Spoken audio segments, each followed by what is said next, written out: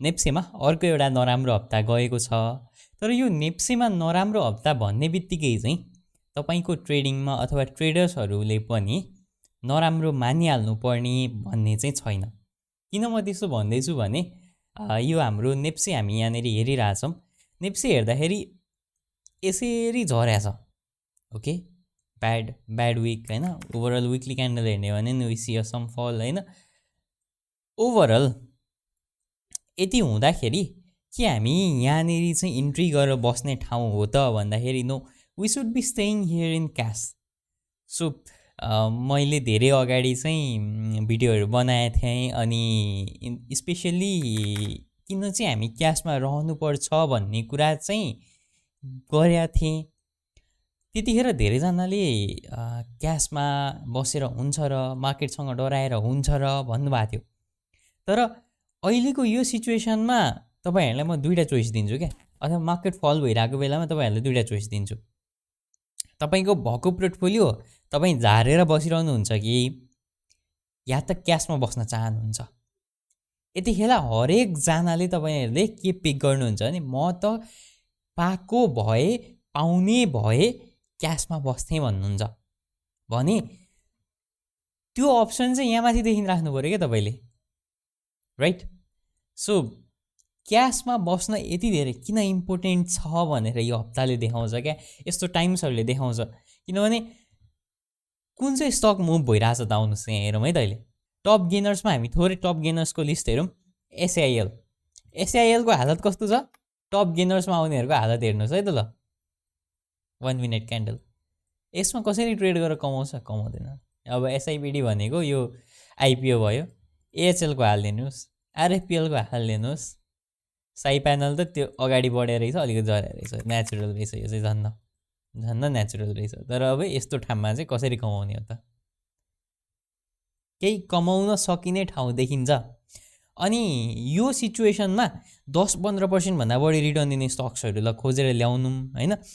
त्यो कुनै स्टक्सहरूले दिए पनि, कुनै स्टकले देला दिए पनि के त्यो स्टक चाहिँ तपाईँले समाउन सक्नुहुन्छ त? 260 कतिवटा स्टक छ, त्यति मध्ये त्यो ठ्याक्क एउटा स्टक तपाईँ समाउन सक्नुहुन्छ? त्यसको प्रोबेबिलिटी कति हो होइन? कति % चान्स छ तपाईँले त्यो समाउने?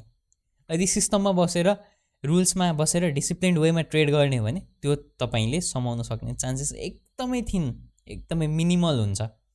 अनि तपाईँले अब कमाउन सक्ने बेला भनेको 80% अफ द स्टक्स माथि जाँदा तपाईँले कमाउनुहुन्छ कि 80% अफ द स्टक्स तल जाँदा कमाउनुहुन्छ भनेको कुरा क्लियर छ। तपाईँले हायर प्रोबेबिलिटी भएको बेला ट्रेड गर्ने हो भने नेप्से राम्रो भएको बेला ट्रेड गर्नुपर्छ, क्यासमा बस्नुपर्छ। This is the importance of being in cash क्या, this is the importance of being in cash. So अहिले पनि जुन लङ्गर टर्म अब थोरै एनालिसिसमा जाउँ होइन। अब यहाँनिर बसेर अब क्यासमा बस्दै एनालिसिस गर्ने कि एनालिसिस गर्नलाई एकदम सजिलो छ। अब त्यो फुलफिल हुनुपर्छ भन्ने चाहिँ छैन होइन। किनभने एनालिसिस हो, market is never wrong, opinions often are भन्ने त सुन्नु भएको छ तपाईँहरूले। एनालिसिस हो, रङ हुनसक्छ, स्टिल एउटा पोजिटिभ आउटलुक चाहिँ मेन्टेन हुनसक्छ। तर यो धेरै तल यहाँबाट नि तल जान थाल्छ, यसलाई यो जुन यस्तो अगाडिको यो काटेर पनि झर्न थाल्छ भने चाहिँ धेरै पोजिटिभ आउटलुक मेन्टेन हुन सक्ने चान्सेसहरू छैन होइन। अब यो यदि तल काट्दैन, यसले तल झर्दैन, यहाँबाट रिकभरी दिन्छ भने लुक एट दिस प्याटर्न, यो प्याटर्न चाहिँ राम्रो हो है। फेरि यदि यसलाई ब्रेक गरेर तल आउँदैन भने यसलाई हामी भन्छौँ टाइटनिङ अप भएको प्याटर्न अथवा ट्राइङ्गल प्याटर्न भनेर। यस्तो हुन्छ भने चाहिँ है, यो नेसेसरीली हुनुपर्छ भन्ने छैन। यस्तो हुन्छ भने चाहिँ नेप्सेको लागि लङ टर्ममा राम्रो होइन। यो पनि झरेर तल आउँछ भने चाहिँ पोजिटिभ आउटलुक राख्न सक्ने ठाउँ छैन। अझ अब माथि नै जाने भयो भने पनि अझ बढी टाइम लगाउने रहेछ भन्ने चाहिँ बुझ्नुपर्छ हामीले। अब त्यस्तो यहाँ यो पनि ब्रेक गरेर तल आउँछ भने, किनभने सेम प्याटर्न क्या, कम्प्रेस हुन खोजिरहेछ। कम्प्रेस हुनको लागि त जसरी चाहिँ यो माथि जाँदाखेरि यो ब्रेक गरेर तल आएको थिएन, आधीमै यो जति तलको लो थियो त्यतिमै आयो भने त त्यो त फेरि टाइम लियो नि त।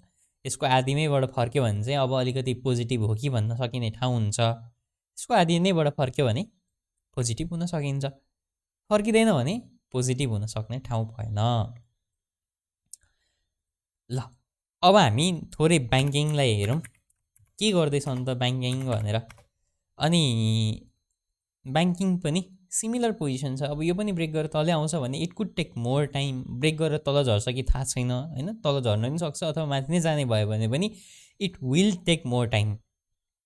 तपाईँको यस्तो हुन्छ क्या, फल जति पर्सेन्टको हुन्छ नि त्यो अनुसारले त्यसले चाहिँ रिटर्न गर्नको लागि अथवा त्यो लेट्स चाहिँ तपाईँले 7-8% फलबाट इजिली रिकभर गर्न सक्छ मार्केटले। तर 7-8% भन्दा बढीको फल दियो होइन, त्यो भने चाहिँ त्यो फललाई रिकभर गर्नको लागि मार्केटले धेरै टाइम लिन्छ क्या। किनभने त्यहाँनिर चाहिँ अब त्यो फलको पचाउनको लागि टाइम कम्प्रेसन गर्न थाल्छ मार्केटले। अनि नेचुरलबाट चाहिँ त्यो नेचुरल करेक्सन जुन भन्ने हुन्छ नि, करेक्सन भने चाहिँ यो अप ट्रेन्डमा आउने सानो पजहरू हो। पजहरूबाट चाहिँ त्यो पज होइन, त्यो चाहिँ एबनर्मल भइसक्यो भन्ने तर्फ लाग्छ क्या। त्यहाँ त्यो तर्फ लाग्यो भने चाहिँ नराम्रो भयो होइन। नेप्सी भइहाल्यो, ब्याङ्किङ भइहाल्यो। हाइड्रो सम पोजिटिभ आउटलुक थियो, हाइड्रो योपालि बिग्रेको छ भन्दैमा यहाँभन्दा तल गएन भने हाइड्रो ठिक छ त, यो जोनभन्दा तल गएन भने हाइड्रो ठिक छ। दिल्लीमा अलिकति अब यो थोरै फिल्टर आउट होला, अब यहाँ तलसम्मै छ जोन होइन। जे होस् यहाँ तलसम्म पनि नगएको राम्रो, यतितिरबाट फर्केको राम्रो होइन, यसलाई रेस्पेक्ट गरेको राम्रो। किनभने वाट वी वान्ट इज मार्केटमा जहिले पनि हामीले हेर्ने भने ट्रेन्ड हो। हाम्रो लागि फेभरेबल सिचुएसन कतिखेर हुन्छ, जतिखेर ट्रेन्ड त्यसले मेन्टेन गर्न खोज्छ अथवा मास्तिरको ट्रेन्डमा जान खोज्छ। किनभने हाम्रो वान वे मार्केट हो। सो हाम्रो लागि अलवेज फेभरेबल के हुन्छ भने यहाँबाट नजरिकन माथि जाओस्, किनभने यो लोलाई नभत्काओस्, अप ट्रेन्ड जाने सम्भावना देखाओस्। अलवेज त्यो सिचुएसन हाम्रो लागि फेभरेबल हुन्छ, त्यसको लागि हामी लुक फरवर्ड गर्नु पर्यो। तर यदि यो भत्काउँछ भने नराम्रो भयो, नराम्रो हुन्छ भने त्यसलाई चाहिँ अब हामीले कसरी सम्हाल्ने भनेर हेर्नुपर्छ।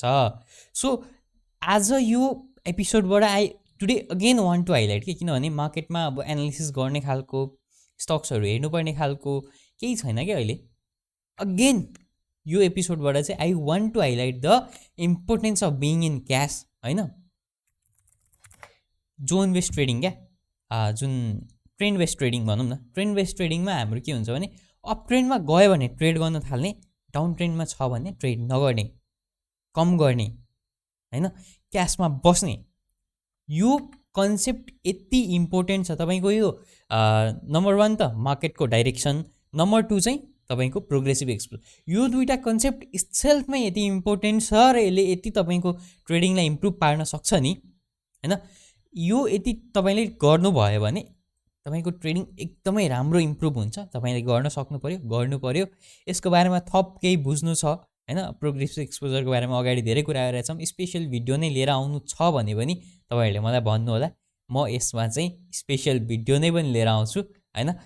त्यो किनभने एकदम इम्पोर्टेन्ट कन्सेप्ट क्या, how well we can use हाम्रो मार्केट डाइरेक्सनमा इन्ट्री गर्दा मार्केट डाइरेक्सन प्लस प्रोग्रेसिभ एक्सपोजरको कम्बिनेसन कसरी युज गर्ने भन्ने एकदमै राम्रो टपिक हो, एकदमै राम्रो कन्सेप्ट हो।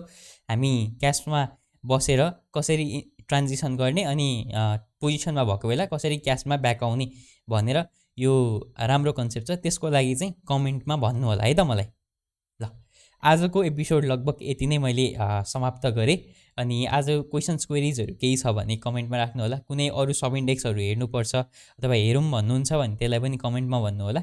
साथै यस्तै कन्टेन्टलाई मिस नगर्नको लागि सब्सक्राइब पनि गर्नु होला। भिडियो मन पऱ्यो भने लाइक ठोकिदिनु होला है त लास्टमा। यति नै भने हस्, थ्याङ्क यू एभ्रिवान।